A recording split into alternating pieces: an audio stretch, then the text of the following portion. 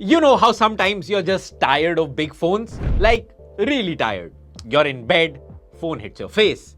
You're walking, it doesn't fit your pocket. You want to take a picture with one hand and suddenly the phone starts doing gymnastics in mid-air. Well, OnePlus heard that sigh loud and clear. This is the OnePlus 13S. Its price starting at 54,999, but why does this phone exist? Now, small phones always promise the world, then show up with tiny batteries, heating issues, or the dreaded, we removed this feature to save space excuse. But something's shifting now.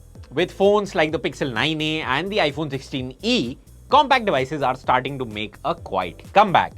And thanks to these new LTPO display panels that sip less power, you are going to see more compact flagships in the coming months. But OnePlus didn't wait, and this genuinely feels different. So why did OnePlus make this phone? Short answer is because we asked for it.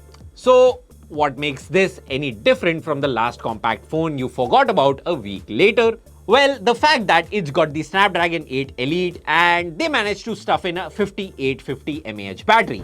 That's more than the iPhone 16, more than Galaxy S25. That's ultra territory in a device that feels like it's from 2019, and I mean that in the best way. And I didn't expect to like it this much. So now that we have got why this phone exists out of the way, let's check out the good, the not so good, and whether this compact flagship is actually worth spending your 50,000 on. This is one of the few phones in recent years that doesn't feel like you are carrying a slab of glass. It's only 8.1 millimeters thin, weighs just 185 grams, and has a perfectly even 50-50 weight balance, which means it stays comfortable even during long use. It slips into your pocket without creating bulk, be it one-handed texting, using it while commuting, in bed, or walking with a coffee. Everything just feels right. From the clean symmetrical design to this velvet glass back, this phone doesn't try to flex. It just feels refined. There's no wasted space, no gimmick for the sake of gimmick. Even the new plus key, which replaces the alert slider, adds utility. Press it and save anything on the screen into your personal mind space. Later, just ask for it and it finds it. In line with the current ethos of AI on smartphones. Of course, there's Google Gemini too, so you get a lot of support on the AI front. At 49,999 after discounts, you're getting Snapdragon 8 Elite, 12GB RAM, and benchmarks that frankly embarrass some pricier flagships. And it shows, be it Antutu, Geekbench, 3D Mark, PC Mark, or the CPU throttling test, this phone stands out. Even with intense multitasking, it stays snappy. You can open 5 apps at once, jump into Genshin Impact, switch to Instagram mid-game, it just flows. It's that kind of phone that makes you realize how often other phones hesitate. It's got a 5850 mAh battery in a phone that's this thin. It lasted close to 22 hours in the PC Mark battery life test, and in daily use, it easily goes a full day and then some, even if you are a heavy user. For context, most compact phones would have needed CPR by hour 15, so this is great. And when you finally need to charge it, the 80-watt charger gets you back to full in under an hour. Oh, and pass-through charging is a total win for gamers. It powers the phone directly while plugged in, so your battery doesn't heat up or degrade. At first glance, it looks like any other flat display, but this might be one of the most underrated panels out there.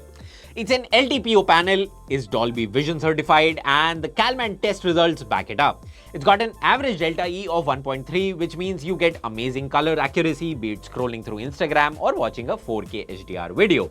Everything just pops.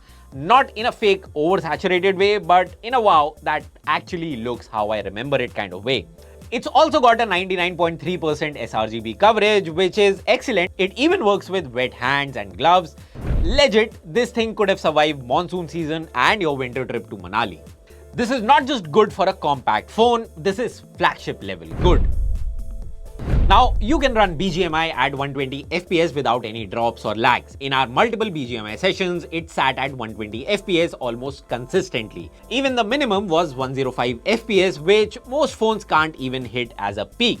The experience felt buttery smooth, no spikes, no jitters, and the best part, it barely crossed 37 degrees Celsius, so temperatures stay under control too, thanks to the vapor chamber and an additional graphite cooling layer on the back. Now, this one stings, especially because it's so premium otherwise. There's no Qi charging, no MagSafe equivalent. You'll miss it if you've gotten used to dropping your phone on a charging pad before bed. Now, the rear cameras are good, really good in fact. It delivers vibrant, detailed shots across a variety of conditions, from well-exposed daylight photos and sharp close-ups to clean, low-light captures and surprisingly usable night mode results. But it's a 50 megapixel main plus 50 megapixel telephoto setup. So no ultra wide, and that's something that you'll have to choose. So quick question for you. Would you rather have an ultra wide lens or a telephoto camera? Tell me in the comments below. So if you're a photographer who loves capturing wide landscapes, rooms or just big group shots, the ultra wide is going to feel like a missing puzzle piece. It's a step below true flagship photography, but still holds solid for social media. While it doesn't throttle badly, that 86% score in the CPU throttling test means it does dial things back under long sustained load. It's controlled and stable, but you'll feel it if you're editing 4K videos on it or gaming for hours with screen recording on. So yeah, that's the OnePlus 13S. It's not trying to be everything to everyone. It's not chasing megapixels or folding gimmicks. It's just trying to do compact right, and in my opinion, it absolutely does. If you're someone who wants high performance in a compact, thoughtfully designed package, this might just be the best Android phone under 55,000 right now. So what do you think? Would you go back to a compact phone in 2025? Let me know in the comments, and if you want me to do a camera battle, a gaming deep dive, or just compare this with the Pixel 9a, I got you. Thanks for watching.